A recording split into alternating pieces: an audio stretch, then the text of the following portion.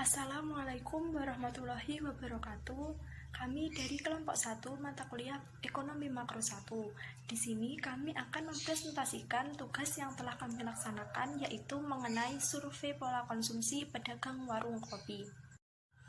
Sebelumnya, saya akan memperkenalkan anggota kelompok saya terlebih dahulu. Yang pertama, ada Dea Amalia Cahyani. Yang kedua, ada Elsa Fira Putri Madani. Yang ketiga, ada Wan Farida Arlasmi. Yang keempat, Muhammad Rafli Arif. Yang kelima, saya sendiri, Elsa Mafiroh.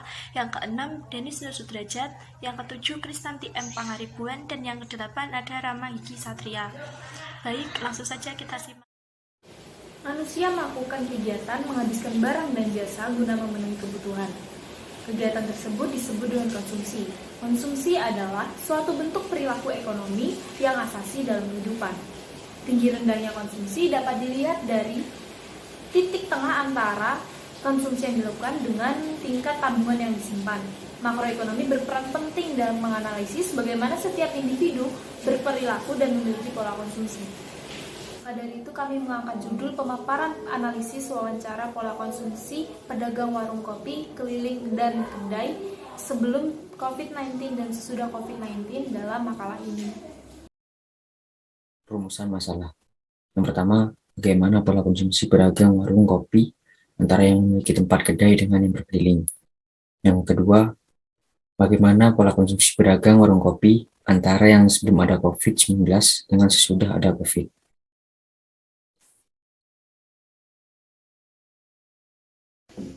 Tujuan penelitian yang pertama untuk mengetahui pola konsumsi pedagang warung kopi antara yang memiliki kedai dan juga berkeliling. Yang kedua, untuk mengetahui pedagang warung kopi antara sebelum dan sesudah adanya COVID-19.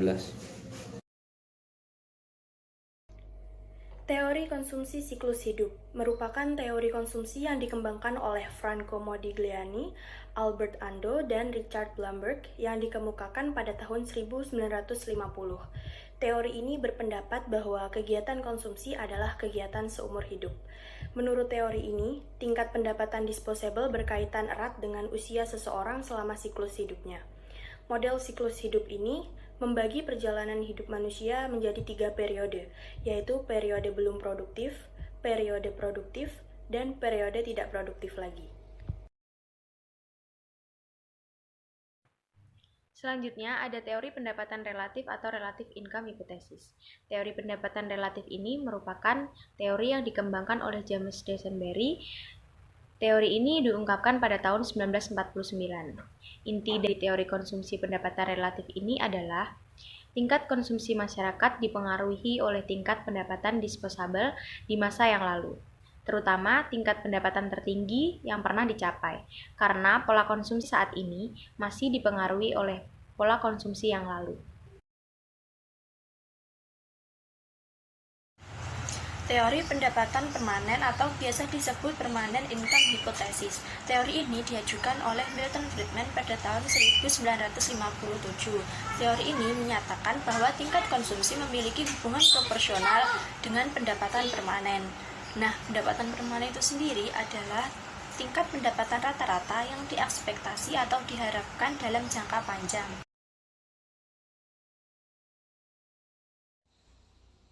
Teori konsumsi diungkapkan oleh Keynes pada tahun 1936 dalam bukunya yang berjudul The General of Employment, Interest and Money. Teori konsumsi Keynes ini menjelaskan adanya hubungan antara pendapatan yang diterima saat ini dengan konsumsi yang dilakukan saat ini juga. Dengan kata lain, pendapatan yang dimiliki dalam suatu waktu tertentu akan turut mempengaruhi konsumsi yang dilakukan oleh manusia dalam waktu itu juga. Apabila pendapatan meningkat, maka konsumsi yang dilakukan juga akan meningkat. Begitu pula sebaliknya. Dalam penelitian ini, kami mencari warung kopi yang memiliki perbedaan dalam beberapa aspek, seperti lokasi dan bagaimana mereka menghadapi kondisi ketika sebelum adanya COVID-19 dengan sesudah adanya COVID-19, untuk mengetahui perubahan pendapatan, pengeluaran, dan pola konsumsinya. Melalui penelitian ini, kami juga mengelompokkan dan mencari tahu beberapa informasi dari para pemilik warung kopi. Di antaranya meliputi penghasilan, pengeluaran, latar belakang usaha, juga pola konsumsi mereka, agar kami dapat membandingkan antara kedua jenis warung kopi ini. Melalui wawancara yang kelompok kami lakukan, total dari 80 pedagang warung kopi, kami mendapatkan sebanyak 51 pedagang warung kopi yang bertempat di pinggiran ataupun keliling. Contoh sampel yang pertama adalah Bapak Mulyono dengan penghasilan per hari sebesar 250.000 dengan pengeluaran per hari sebesar 50.000, yaitu pola konsumsi yang relatif, sisanya saving. Yang kedua adalah Siti Latifah dengan penghasilan 200.000 serta pengeluaran sebesar 70.000. Yang ketiga adalah Nuryati dengan penghasilan sebesar 250.000 serta pengeluaran sebesar 70.000. Yang keempat adalah Pak Nanang dengan penghasilan sebesar 300.000 per hari serta pengeluaran sebesar 100.000 per hari. Banyak 51 pedagang warung kopi pinggiran atau keliling, data yang diperoleh adalah 84,3% memiliki pola konsumsi dominan pada pola konsumsi relatif, di mana ketika mereka memperoleh tambahan penghasilan, mereka juga akan memperbesar konsumsi namun tidak mengalami peningkatan yang terlalu besar. Namun jika penghasilan berkurang, maka tidak akan langsung mengurangi pengurangan konsumsi, akan tetapi akan mengurangi besarnya tabungan. Melalui wawancara yang kelompok kami lakukan, total dari 80 pedagang warung kopi, kami mendapatkan sebanyak 29 pedagang warung kopi bertempat di angkringan atau kedai. Yang pertama bernama Friska dengan penghasilan perharinya Rp500.000 dan pengeluaran perharinya Rp150.000. Yang kedua Sutris, penghasilan perharinya Rp600.000 dan pengeluaran perharinya Rp150.000. Yang ketiga Suprihatin, penghasilan perharinya Rp900.000 dan pengeluaran perharinya Rp200.000.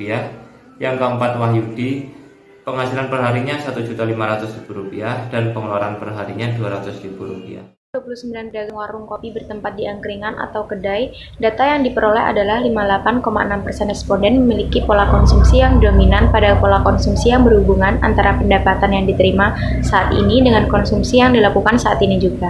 Apabila pendapatan meningkat, maka konsumsi yang dilakukan juga akan meningkat, begitu pula sebaliknya.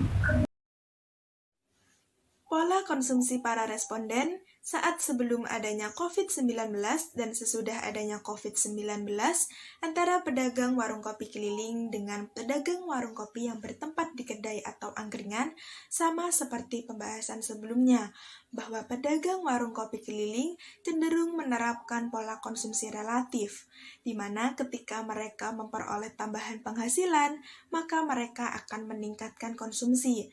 Namun, peningkatan tersebut tidak terlalu besar. Jika mereka mengalami pengurangan penghasilan, maka mereka juga tidak akan langsung mengurangi konsumsi, melainkan mereka akan mengurangi besarnya tabungan.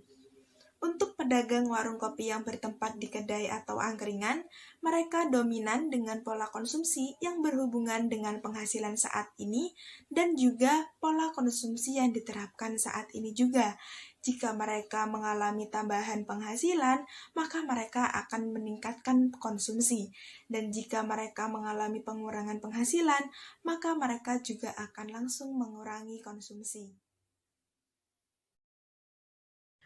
Pola konsumsi para responden wawancara kami saat sebelum dan sesudah adanya COVID-19 antara pedagang keliling dan kedai ternyata memiliki persamaan.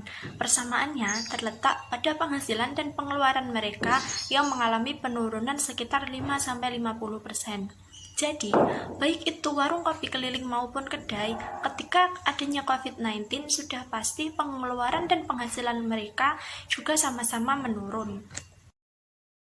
Berdasarkan pemaparan materi-materi sebelumnya, maka dapat disimpulkan, pertama, untuk pedagang warung kopi keliling, mereka cenderung menerapkan pola konsumsi relatif, di mana ketika mereka memperoleh tambahan penghasilan, maka mereka akan menambahkan konsumsi mereka. Namun, penaikan tersebut tidak terlalu jauh dari sebelumnya. Dan jika mereka mendapatkan pengurangan dalam penghasilan mereka, maka mereka juga tidak akan langsung mengurangi konsumsi mereka. tetapi mereka akan mengurangi besar tabungan mereka yang lakukan sebelumnya.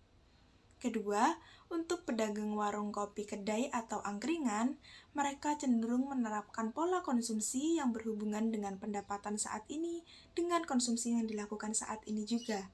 Jika mereka mendapatkan tambahan penghasilan, maka mereka juga akan langsung menaikkan konsumsi. Begitu pula sebaliknya. Namun, yang ketiga ini juga ditemukan persamaan, yaitu bagaimana mereka menghadapi COVID-19 dan sebelum adanya COVID-19, yaitu mereka sama-sama mengalami pengurangan dalam pendapatan mereka dan juga mereka otomatis mengalami pengurangan dalam konsumsi mereka sehari-hari. Begitulah yang dapat saya sampaikan untuk materi pola konsumsi pedagang warung kopi keliling dan kedai.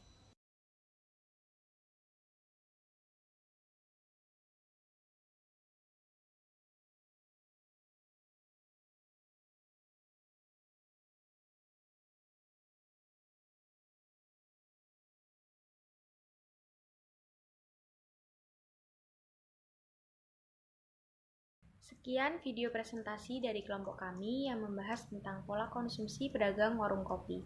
Kurang lebihnya mohon maaf. Terima kasih. Wassalamualaikum warahmatullahi wabarakatuh.